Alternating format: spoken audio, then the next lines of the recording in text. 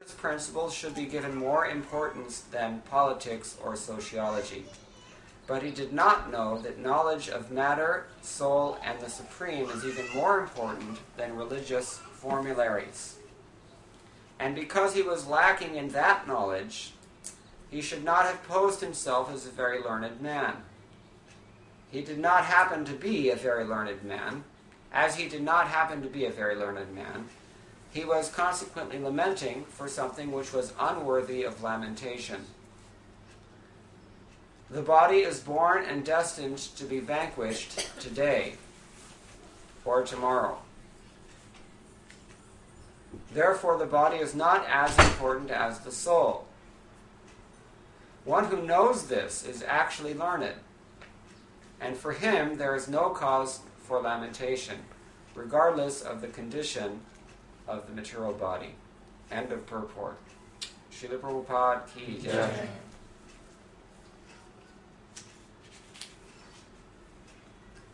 How many people are suffering? Raise your hand. Anyone who's honest will admit, this is hell. What did Willie Nelson say? This country and western singer? Anyway, I won't quote him. It's too gross. But the idea is that you suffer and then you die. Anybody ever read, no, I doubt it, Ernest Hemingway, famous English author? He wrote a famous book called Farewell to Arms.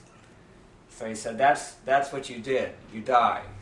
You come in here, they're throwing everything at you at top speed. You don't know what's going on.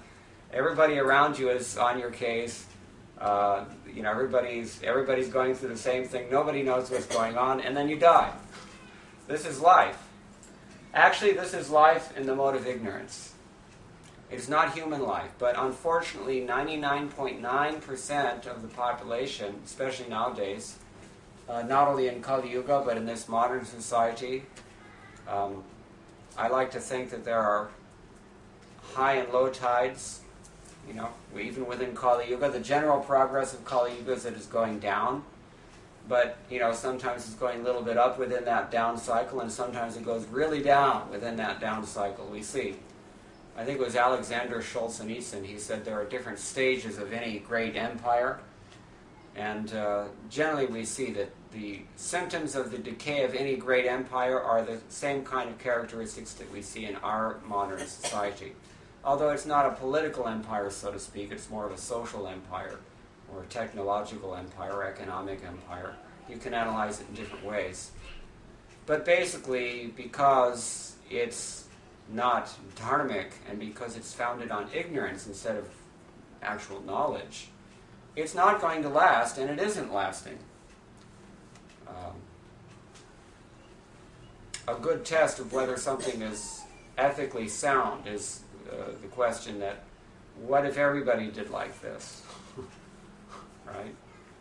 And the problem is that everybody is doing like this. And therefore things are getting pretty bad. Even within the last 10 years, it's actually noticeable. It's striking, in fact. And certainly I can say, I grew up here in Southern California. When I was a boy, my parents used to take me down to the Long Beach Harbor at Point Furman. Anyone ever been there?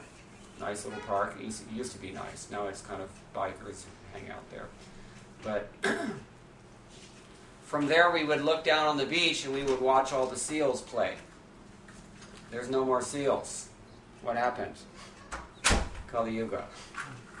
Within the course of the decadence of this unsustainable modern society, we've destroyed them all, or they've fled somehow or other. And if you happen to live in the Gulf Coast states right now, it's even worse than that. Because, thanks to BP. But this is the general situation with the modern society. We don't know who we are. And because we don't know who we are, therefore we've got all the wrong priorities. And what are the wrong priorities? Nunam pramatta kurute vikarma yad indriya pritaya apranoti. Na sadhu manyayata atmanoyam asannapi kleshata asadeha. It's said that when a person considers himself to be the material body, when a person identifies too much with the material body, then the demands of the body become the forefront. They're our whole concern. Whatever we spend most of our time doing during the day, well, think about it. What is it that we're absorbed in most of the time? Usually it's something connected in some way with the material body, rather than something in some way connected with Krishna. So when a person considers the body to be the self, then religious formulas, as Prabhupada has addressed here, they become more or less a formality, or as Prabhupada says, religious formularies. The real purpose is, let me perfect my God project. I'm trying to become God here. I'm trying, not explicitly, we don't think like this explicitly, but everybody implicitly, or at least unconsciously, everybody's thinking, let me become the center of all attention, let me become the controller of everything, that the supreme enjoyer of whatever it is that I want, all of my facilities. And we become completely wrapped up in that project to become God indirectly. So this is called pramatta. What does matta mean? Matta? Intoxicated, mad, really. So pramatta means what? How much? Yeah, basically. Visheshkar pramatta. You're especially mad. So we're in a society of madmen, and all of us are also mad, because we think that the body is the self. Now, when we are convinced like this, that the body is the self, then whatever the body says, we do it by hook or by crook. And religion just becomes more or less an instrument for our God project, isn't it? Religion becomes an instrument to maintain our credibility in society, or to maintain our social status while we continue with this God project. Isn't it Devamrita Maharaj uses that term? God project. It's a neat way to put it. So, but actually we're mad. And because we're mad, we really don't care sincerely for religious principles even. And therefore we have what we call Kaitava Dharma with the Bhagavatam. Bhagavatam itself calls it Kaitava Dharma. And Krishnadas Kaviraj Goswami, the great Acharya, poet, philosopher, author of the Chaitanya Charitamrita, he goes so far as to say that the root of all cheating is dharma. The root of all cheating is dharma. So, and Krishna also here in Bhagavad Gita, he mentions in chapter 16, what is the characteristic of someone who is a demon, or someone who is in the mode of ignorance, rather. Chapter 14 it should be. He considers adharma to be dharma, and he considers dharma to be adharma. He's striving always in the wrong direction. And his intelligence is so thoroughly corrupted that he thinks that the opposite thing that he should be doing, that's what he should be doing. This is what we all do, actually. We are all in that mode, only. If a person is pramatta, because matta is another one of the symptoms of the tamoguna, madness, right? Should we read it? Let's go ahead. Let's skip ahead to chapter 14, because this is pretty important. In the mode of goodness, knowledge develops. From the mode of passion, greed develops. And from the mode of ignorance, develop foolishness, madness, and illusion. That's where the bookmarker was, by the way. Happened to be the very right. Pramada. Pramada means basically... Pramada is the nominal form, and pramatta means the past passive participle form. Maddened, you might say. So this is symptomatic of the mode of ignorance. And when one dies in the mode of goodness, he attains to the higher planets. When he dies in the mode of passion, he takes birth among those engaged frenetically in passionate activity, usually in this world, sometimes in other worlds. And when one dies in the mode of ignorance, where does he go? Lower. Lower planets. Lower planets, hellish planets, what else? Animals. Mudha yoni, Krishna says, animal birth. Because really, there's not much distinction between human life in the mode of ignorance and animal life in the mode of ignorance. Both of them are mad, both of them are fully covered, both of them are concerned only with eating, sleeping, mating, and defection. In their more passionate moments, they can come up to the point of eating and mating and fighting. Otherwise, the general situation is madness and sleep. So this is the characteristic of modern society. It's actually primarily ignorant, and in its better moments, it becomes a little passionate. And therefore, America, of course, everybody knows America now is on its way down. It's the tank is empty and we're running on fumes, as I like to say. So America has some techno flash with which the whole world has become intoxicated and enamored, and in fact is foolishly following. That's proof that even the Indians are in the mode of ignorance because they're following us. Everybody's basically in this tamogun. So in its better moments, we become a little passionate, and we produce something that's very impressive, some sort of gizmo or some sort of convenience that makes things cool for a while. But because we're mad, we must commit sinful activity. It must be. It's only a question of time, but it has to be. Because we're mad. We're convinced that we're something that we're not. Like, I'm Napoleon Bonaparte. Right? This is the stereotypical depiction of the madman. He's wearing one of those funny hats and he puts his hand within his waistcoat, the way that Napoleon used to pose. So this is actually what we're doing, because we think that we are this temporary body that didn't even exist, say, 100 years ago, and will not exist in another 100 years. So the very concept that determines what's real and what's not real, that's missing. People assume that this is real, but it's not so. How do we know? Temporary. What does Krishna say in Bhagavad Gita? I'm thinking of a particular verse in this chapter. There is no string. It defines the nature of what's real and that which is not real. I'll give you a hint. Nasato vidyate bhavo na bhavo vidyate sata. Uvayor abhidrishtontas tvanayos tattvadarshiphi. The seers of the truth, they know that of things that are real, there's no stopping. There's no end to those things. And of things that are not real, there's no endurance. Even in a relative sphere, this is true. That's why we have things that are classical. They withstand the test of time and space, and they endure. A thing's value is always calculated in terms of this principle. We're not conscious of it because the person in the mode of ignorance is not conscious of anything. He's unconscious in general. Tamal Krishna Goswami used to say that before you become Krishna conscious, you have to become conscious. So to become conscious is the mode of goodness. What's that symptom of the mode of goodness? Prakash. Krishna says, very nice, here in this chapter. Let's see if we can find it real quickly. Right here. Sarva dwareshu dehe asmin prakasha upajayate. When all the gates of this body are illumined with awareness, we're not aware. We're not even aware.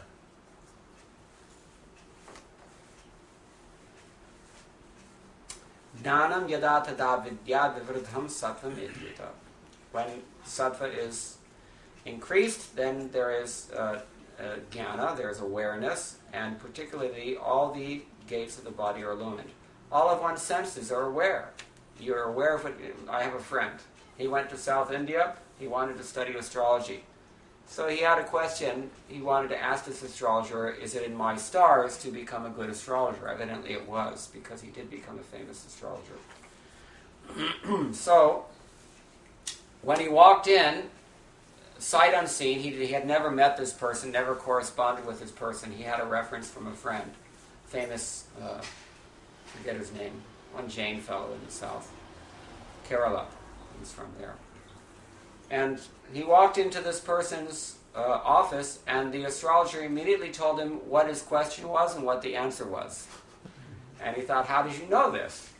And he said, because of the time that you entered the room and the omens that I could perceive in the environment at the time that you entered the room. So he was aware. We're not hearing what the birds are doing outside, but these things matter. They do indicate what is the karmic situation. So prakasha. Therefore, we're always advised to develop sattva guna. So we're primarily in tamo guna, and we need to raise ourselves at least to sattva guna, because sattva guna really is the human condition. Human condition in the ideal sense of that term, more than the real or the practical sense of in the practical sense of that term, as I'm describing, human condition means passionate and ignorant. But, and we used it as an adjective, we use it in that sense. But really to become a human being means to become aware. So, nunam pramatta kurate vikarma. When we are mad like this, in the false conception of life, in the mode of ignorance, we commit sinful activities that bind us to more suffering and keep us down in that misconception of life, bodily misconception. So, even Arjuna, of course, it was not in that condition. Arjuna was very pious, more so than ourselves. And yet still, it's notable, Srila Prabhupada points out in his purport, as he did not happen to be a very learned man, talking about Arjuna, Prabhupada said he wasn't even learned. He was a king. He was a busy administrator, manager. But we know that he had a lot better qualifications than we have. So,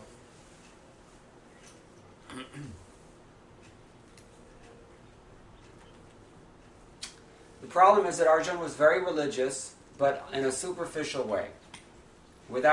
Because we all, in order to set the example, at least for us, he wanted to show that we all have a tendency to become, how shall I say, just locked into this thoughtless paradigm of banal existence within this material world, in which we just carry on our daily activities without much thought of what's higher or what's even really going on. There's a very nice statement that Prabhupada makes here. He says, knowledge means to know matter and spirit and the controller of both. Let's say this all together. Knowledge means to know matter and spirit. To know matter and spirit. And the controller of both. And the controller of both. So what three things are we talking about here as knowledge? Jiva Prakriti. Understanding what? Matter, spirit, and controller of both. Very good. If I had that thing around there. You all get gold star. So this is something we can reflect on, and we should reflect on this. These statements are very simple, the way that Prabhupada has written his books, but they're very profound. They're so profound. We don't know matter. We really don't know matter, do we? We're in the mode of ignorance. We have the wrong conception of matter. It's one thing to be ignorant, but it's worse to have a misconception. If you're thoroughly innocent of any kind of any knowledge at all, that's okay. But if you have the wrong idea, that's like it's in the negative numbers. Yeah? To be ignorant is at zero, you see. To have knowledge is to be in the positive numbers, and to have misconceptions, that's in the negative numbers. That's where we're at. Even with regard to knowing matter. We don't even understand matter, let's not even get into spiritual life. We don't even understand what's going on all around us. Or within us. We're not aware, as I said. I read a book once by a famous yogi. He was describing the different processes of yoga, Ashtanga yoga. As you know, they have this, Yama, Niyama, Pratyahara, Dhyana, Ityadi, all different stages of yoga. So he was talking about each of them and going into great detail. And he was saying that, the yogi, he really concentrates, and in the practice of yoga, Hatha yoga, he practices just first of all developing awareness. He said if you can do Shavasana, right? Shavasana is what? Corpse pose. It looks like you're just lying on the ground, but there's a lot of internal work going on to do that. He said if you can just become attuned to your body and your mind in that Shavasana, then you're prepared to do any other asanas. Think about it. To be conscious of all the feeling in your toes, for example, and then in your knees and in your limbs and everything, to focus your energy like this. We heard this morning, Srila Prabhupada was describing in his purport to Srimad Bhagavatam, tapa, the meaning of the word tapa. What does tapas mean? Tapasya? Meditation, he says. Austerity. Somebody else says. Anything else? Penance. Or?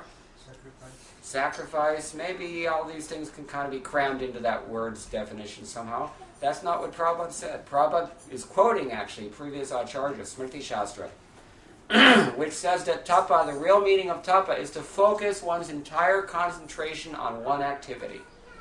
That's tough, that isn't it? Just to focus your intention on anything. They call this also dhyan, as he was saying, meditation, dhyan. So dhyan actually means, just like this, especially here in Southern California, if you go into the hot sun in the summertime and have a magnifying glass and you focus that, those sunbeams are all around, the kiranas, right? What is it? Dashashatakaradhari kalamashadbhang sahari. The Hitopadesh says to describe the sun. He has 10,000 hands. 1,000 hands actually, Dashashata. And what are those hands? They're considered to be his kiranas, the rays, right? The rays of the sun. Kalamashadbhang sahari, with which he removes the darkness of this world. This world is naturally dark. If not for the sun, it would be total blackness here, and no life would be possible, because it is by nature dark. Only the presence of the sun, which Krishna has arranged, gives anything to this world. Therefore, in the Gayatri mantra, we're appreciating the sun. Those who are chanting the Savitri Gayatri, Brahma Gayatri. So, focus. If you take the sun's rays, which are diffused throughout the sky, and bring them all together and focus them through one lens, on one pinpoint, you can burn down the whole of Southern California in the summertime. That is the power of concentration. Tapas. Tapas means burning, by the way, also. So, this is what a yogi will do. And Bhakti Yoga, we call Krishna consciousness also is called Bhakti Yoga. It is, the principles of yoga can and should be applied, at least in my opinion, to the process of Krishna consciousness, because it is helpful. It elevates us to Sattva Guna, which is what we're trying to do. At least we need to do this initially. Krishna consciousness automatically, by the nature of its power, the innate power of Krishna consciousness, automatically elevates us in this way. But it's good to remain conscious, as I mentioned earlier. Jnana. To remain aware of the process that must transpire before we get real bhakti. Real bhakti means parabhakti. What are we practicing right now? We're practicing, we can say, Vaidhi bhakti or sadhana bhakti. That's like probate bhakti, we can say. Bhakti with training wheels. It's not really bhakti. Real bhakti actually transpires on what platform, according to chapter 18, verse 55? Anybody know? Brahmabhuta prasannatma na shochati na kangshati samasarveshu bhuteshu mad bhakti magate param. Krishna says, we get parabhakti, bhaktin param. We get that real bhakti when we see all living entities equally. As long as we're pramatta, it's not possible. As long as we're in the bodily concept of life, we will be dictated by what my body wants instead of what his or her body wants. Therefore, we cannot possibly see all living beings equally, as long as we are not liberated. That's called pramatta. As long as we are convinced of our false identity of this material body, falsely convinced that we are this ego, or we are this mind, or this body, or the whole complex, the whole field of activities, then we must discriminate on the basis of what's going to give me profit as opposed to what's going to help someone else. That's violent. Samo sarveshu bhuteshu. And na shochati na kangshati. Because we're in a world of people who are doing likewise, all fighting each other and envying each other and vying for supremacy in this world, therefore there must be enemies at all times. Therefore we must be afraid. Therefore shochati. And we want something that we don't have because it's not what we really are. We want to become the supreme controller, therefore kangshati. That's our God project, to become the supreme enjoyer. And we're always being battered, kicked and tossed between these two poles, like a hockey puck. Kangshati, shochati, bang, kangshati, shochati, again and again and again. This is life. Therefore he said in the beginning, it's hell. Anybody suffering? Yes. All of us. We're all suffering because we have this infection within the heart, this disease of false ego that makes us mad. So Krishna says, Brahma Bhuta Prasannatma. When we become Brahma, that is to say, when we realize that we already are Brahma, spirit, instead of matter, then what is the nature of that spirit? Prasannatma. It is by nature jubilant, always happy, joyful. Now, don't be fooled. There are some people who have this nature in this material world as a result of the modes of material nature. That's false. It's a false facade, false front, like in the movies. Right? It's just it's a temporarily erected thing. It's not pakka, it's kacha. Right? Like in Mumbai, they have these sets. They're kacha thing. It's not even intended to be taken seriously, right? So, whatever personality we have here and now in this material world, it's not really us.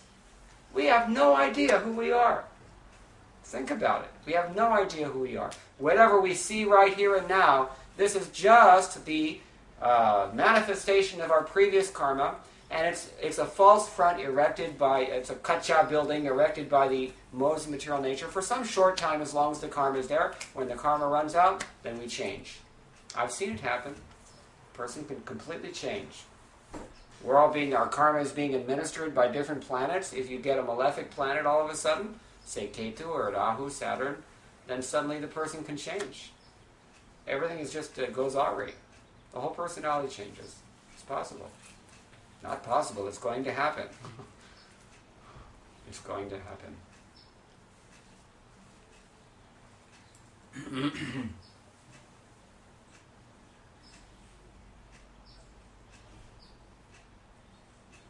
So to become aware of who we really are, that is the primary function of human life, real human life. Human life spent, or human life is not spent. Actually, we are the ones who are spent. We talk about spending time, right? But actually, time spends us. So human life is spent by the time factor, and if it is misspent in absorption in all this useless, ultimately temporary karma, then it's cannot be called a human life. And therefore we always say, dharma sahina pashubhi samana. A person without dharma, he's considered to be just no better than an animal, because he's also in the ignorant mode still. He doesn't never gets off the ground in that respect. His concept is not different from the animal concept. And even though the person may be following religious formulas and may have good samskars, temporarily, I need to put that in caps, temporarily, it's just a question of time before we again become Yamaduta or a Rakshasa. I mean, we were Brahma before, each one of us. Once I was the sun. Can you believe that? Look at me now. Not shining so well anymore. And so no matter what our karma is, it goes so quickly. And in the eternal scope of things, it is really not that important. Therefore, sometimes we find here, one who knows this is actually learned, and for him there is no cause for lamentation regardless of the condition of the material body. Condition, the temporary condition of the material body. Just like Radhanath Swami was saying, yesterday morning, we just have to stay steady. Yam hina vyatyantyete purusham purusharashabha samadukham sukham dhinam so amritvayo kalpate. Krishna says. A person who is not bewildered in happiness and distress, who is steady in both, that person is eligible for liberation. And once he's liberated, then he realizes, yes, I was here all along. This is what I am. There's no problem, actually. Everybody in this room raised his hand when I asked if you're suffering. But you're not suffering. See the Achinja Vedabhed? All of us are suffering. Everybody knows, well, I'm suffering also. We're all suffering. An honest person will have to admit it, and yet we're not. Because we are not this material body. Ashocyanam vashochastvam prajnapadam shipasase. Look at me, I'm speaking Bhagavad Gita like a learned person. Still. The bodily concept of life is there. Gatasun agatasumscha nanu shochanti pandita. Therefore, we sometimes find that the sadhus, they're a little, it seems coarse. Not coarse, but harsh. It seems like they can be very, what's the word I'm looking for? Callous. Sometimes it can seem like that. Because they're on a transcendental level. We have to learn to appreciate that, otherwise we may commit offense. So this is one of the things. Prabhupada says to have knowledge means to know matter and spirit. So we don't even know matter yet. What to speak of spirit? We're totally out of touch. Totally out of touch. And then once we have to go in order here. See? Before you can understand spirit, you have to understand matter. You have to understand what is matter and what is not matter, at least theoretically. That's what the Sankhya process is. The Sankhya program is neti. I understand that what's real, that's to say what endures, as we mentioned earlier, that's not this, and it's not that either, and it's nothing that I can see in this world.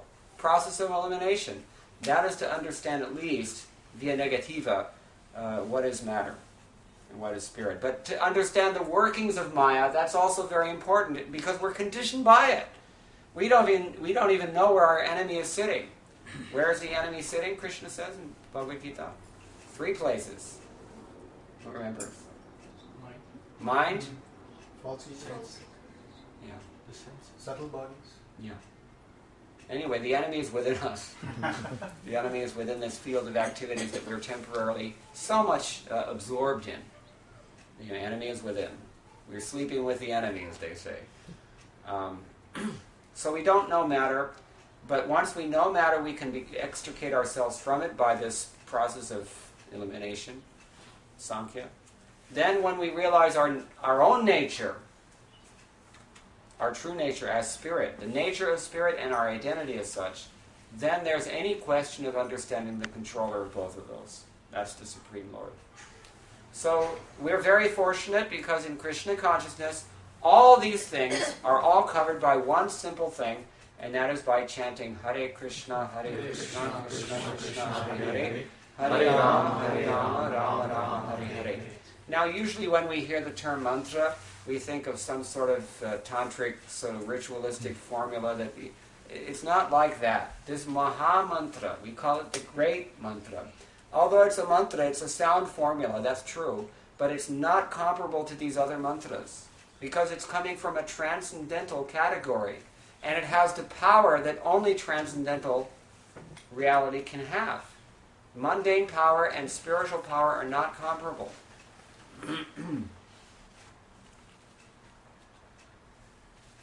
This mantra is actually not different from the Supreme Absolute Truth, the personality of Godhead Krishna.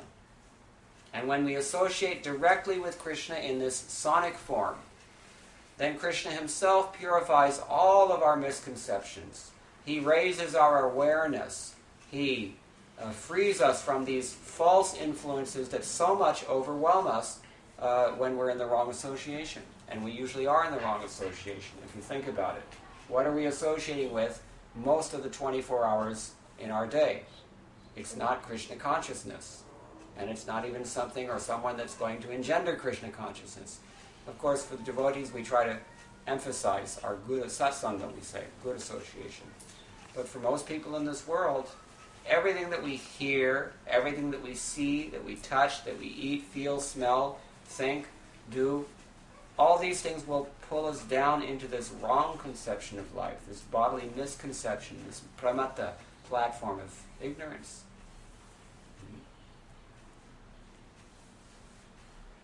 So Arjuna is approaching Krishna here as if he's on that level. We know that he's really not, but somebody has to take the position of the teacher here. And Krishna is instructing him that although you're speaking learned words about dharma, you haven't really realized what is the point of all this dharma. What is the point of dharma? Who knows? What is the purpose of dharma? It should elevate us, to make us a human being. That's ordinary, sadharana dharma. But then there's parodharma, the supreme dharma. That is to get us in touch with our spiritual nature and to get us in touch with the Supreme Person. the controller of both matter and spirit. That's bhakti. So chanting his name, chanting the name of Bhagavan, will affect that. In the quickest way possible, actually. We shouldn't waste our time. I was speaking of yoga earlier. We shouldn't waste our time thinking that these other processes are something somehow or other better than Krishna consciousness. The active ingredient, just like when you go and get the medicine, it'll list the active ingredient, right? So the active ingredient of either karma or gyan is bhakti, in fact, according to Narad Muni in Narad Bhakti Sutra. Therefore, there's no need for someone who's practicing bhakti, Shuddhanti tasmai Brahma Vishnave. He is automatically purified by the transcendental power of the Supreme Lord. He gets the results, and Krishna says this as well. Anybody know the verse I'm thinking? End of chapter 8.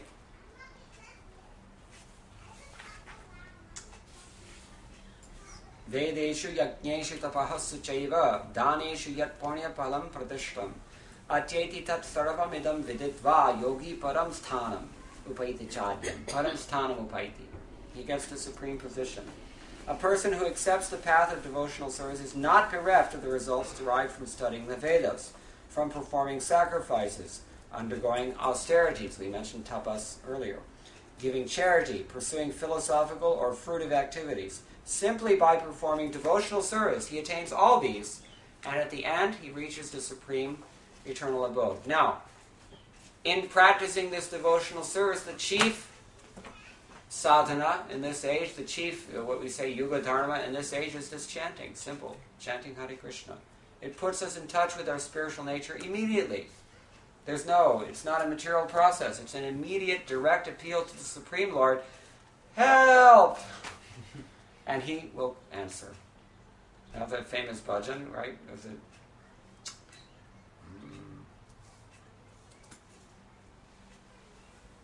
Surdas sings Gajendra. He went to drink water in the side of the river, and he got pulled in by the crocodile, and he was he was drowning, and then he called out Narayana's name. He called out the name of Krishna, and the sound reached over into Dwarka, and Krishna came immediately on Garuda, and he took him home. See? So this is what we do. Simply by chanting Hare Krishna, we get the results of performing pious karma kandya, piety activity, ordinary dharma, and we also get the elevation that is the fruit of Sankhya or yoga, Ashtanga yoga, as I mentioned earlier. All these things come simply through chanting this Mahamantra. That's why we call it the Mahamantra. Mahamantra. The other mantras, they only have significance for a particular purpose, and usually within these three modes of material nature. Usually not even spiritual, just like there's this magazine you can get when you go to the Indian store. It's like put out by tantrics or something. And it's all about, how to fulfill your material desires and how to screw up your enemies and, all this kind of thing. It's totally fruitive, totally, basically mundane. And therefore the persons who get wrapped up in that, they remain with their sufferings. Prabhupada mentions this. A woman was walking on the side of a river with a bundle of sticks on her back, and she dropped the bundle, and then Lord Narayan appeared in front of her and said, Hare Krishna. And she said, oh, Namo Narayana. And he said, I'm very happy with your service. You please ask me a benediction. And she said, can you put this bundle back on my back? That's what our position is. You have the Supreme Shripati is in front of you, the Lord of the Goddess of Fortune, and we're asking for some paltry thing like a new Lexus. Right? May I pass my exam. May I always have a good bank balance. It's such a short-sighted boon, isn't it? Someone with the scope of, with the vision of eternity, he will not do like this. And someone who appreciates just who is the Supreme Personality of Godhead, he'll not do like this. And that such a person can appreciate the value of spiritual life and particularly of chanting Hare Krishna. We can stop here. Anybody have any questions or comments about this important verse? There's much, much, much, much more that could be said about this because it's one of the famous verses of Bhagavad Gita. But basically, we have to learn that we're fools before we learn anything else. And that's what Arjuna is getting. Lesson number 1. You're an idiot. You're suffering because